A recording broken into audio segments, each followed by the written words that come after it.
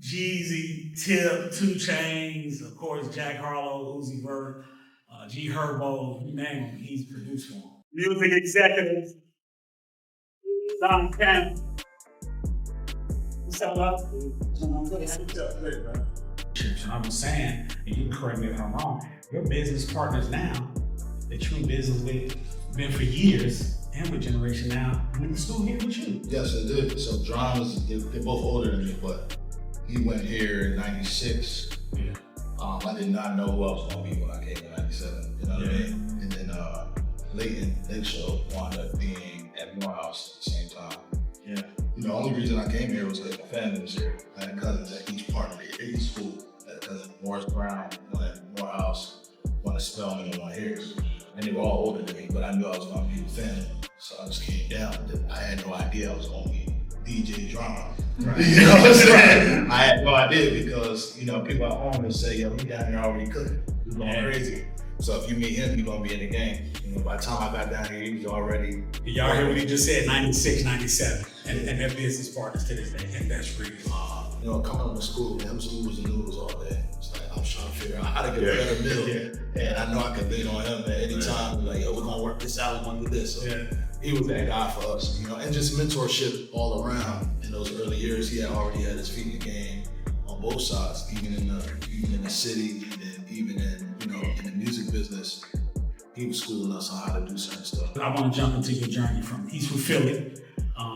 So let's talk about from Philly to CAU to DJ Don Cannon to the super producer Don Cannon to now being on that side as an executive. What are some things in the tweet that you learned that you can share with them throughout that whole journey? The first thing that comes to mind was when I came to Clark, like I said, I came because family was here.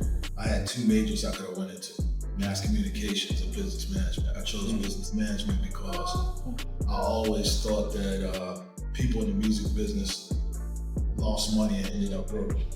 So I wound up saying, you know what, I'll do business management. My mom was a certified accountant, public accountant, and she was like, I know you like all that creative stuff, and you want to do that. I'm gonna take care of your money. I said, you? She said, I ain't gonna take care of your money. It's like, why not? You're my mom. Right, so she was like, go learn the business. I'm not gonna show you no accounting. I was already good at math, I guess it came down from her. And she was like, yo, learn economics, you know what I mean? Learn the stock market. All that stuff is gonna be valuable to you in the end. You know, I once wanted to be in a space where I just wanted to go to the radio station down here and just DJ all day, you know what I mean? But I felt like that wasn't reality.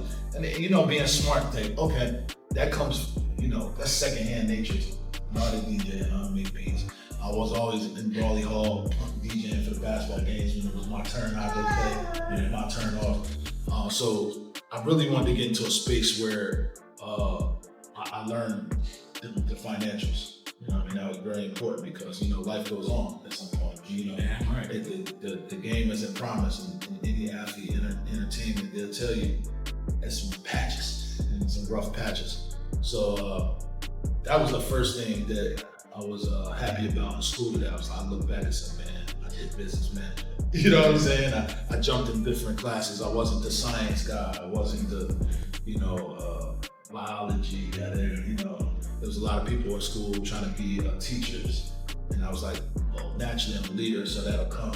You know what I'm saying? So what I don't know is finance. So anybody that's in trying to get into entertainment or you're trying to get into a different, you know, space, it's gonna sound crazy, but try to learn the opposite of something that's already secondhand. You know what I'm saying? And people don't learn that enough. You know, so I'm like, man, I'm good at being an athlete, so I learn how to cook. You know what I'm saying? So, you know what I'm saying? It was always that for me. It was like, man, how I'm gonna take care of the stuff that I didn't get a chance to growing up, not having nothing. Mom's not here, you know what I'm saying? Only thing's my cousins, and he was taught. All of them just wanted me to join cubes. You know what I'm saying? They wanted to just like lock me in the door and be like, hey, I don't care what you do, but you gonna do this. I'm like fighting to do all this stuff. So, you know, the main thing is just to learn the finance, bro, because that takes you a long way. And then, you know, as bad as it sounds, it's like that's where a lot of the connections came in. You You know what I mean? There was a lot of monetary connections coming through, like going to the club and being able to DJ for Alex Getting On and not accepting $100 for $5. You know what I'm saying? But y'all took my $300. It was a business partner. Yeah, y'all took my money to do my part. I love Alex, but in the early 2000s, we were doing mixtapes, Gangster Grillz. Y'all know what it is, right? Lil Wayne, everybody. Yeah, we had T.I., Chris were the first couple. Jeezy did Jeezy, which was a superstar, Yo Gotti. Any artist that came out at the time, we did a tape with them. Pharrell, Beyonce, Gangster, Grillz, John Legend, Gnarls Barkley. Before they even started, Wayne, y'all did that. We did Wayne. Wayne was like cooling off at the time, and we kind of like just like, no, you were talented. Let us be the business card for you to be the next Jay-Z. He was telling everybody he wanted to be big as Jay-Z. And at that point, people weren't really respecting him because they was like wobbly. Yeah. But we heard him, and he's like, bro, come on. So when we were doing all that, we were moving through. The only way we knew how to get the tapes out was through the black market, which was, going downtown and going to mixtape stores, going to New York, going to Canal Street and getting them tapes. And it distributed worldwide. It just started catching wildflower till it got to a point where people were bootlegging them. And they wound up in Atlanta. They have a system where they go through these bootlegging things and shut everything down. Like the spas that are out here, the clubs, they got fake metal detectors that allow people to, knock off Louis Vuitton and stuff. And, I don't know where the places are now, but back then it was like Metropolitan. And we would sell those tapes. And I think they wound up trying to, they went into a spot and busted a spot. And it was like, where'd you get this stuff from? And it was everything involved. It was Air Force Ones, the Louis bags, our mixtapes, and everything. And they asked the general wide net and said, we get everybody. Dude wound up saying everything was ours. So when they got raided and they only found the mixtapes, they was like, well, y'all are taking covers off of albums and putting new covers on them and selling a bootleg Beyonce album. But I was like, did you listen to it? Right. So when you listen to it, you hear her do a drop on the beginning. It's like, wait, this ain't the album. She's talking to y'all. She says y'all name. So that's where it got kind of tricky. So we looked at the mixtape career as like a hustle instead of a business. And what I meant by that is we just took cash. It's cash, going to stores.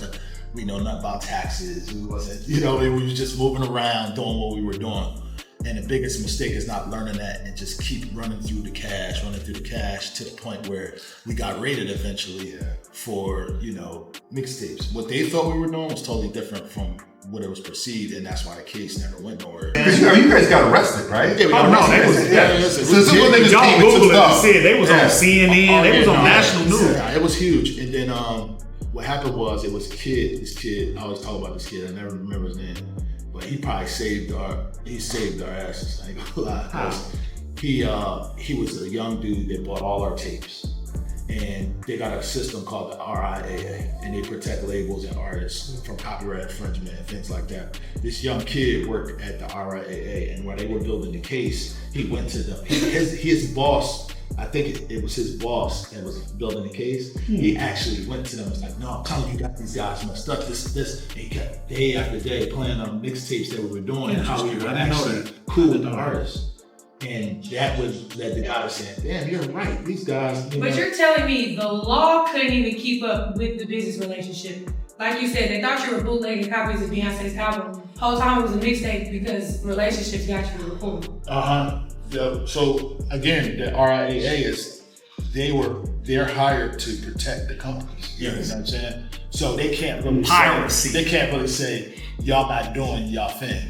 They just had to be like, yo, like even the label heads, they was like, bro, we paid y'all to do marketing to help these artists, but we can't. I want to add to that because that was one of the craziest conflicts within the record labels, right? We had budgets to give them like, hey, a mixtape. Put this record on your next mixtape. We needed that promotion and marketing. Down the hall in business affairs, the legal department was like, no, shut them down. That's copyright infringement. Literally. Yeah. It's not an exaggeration. Down the hall from each other. Literally down the hall from each other. Yeah. Fighting over this. That's crazy. At the same time, it was nuts. At one time, it was so big that was your marketing budget. Any new artist that came out, you had mixtape. You know, whoever, Slim Thug or whatever. The way to bring it was a mixtape.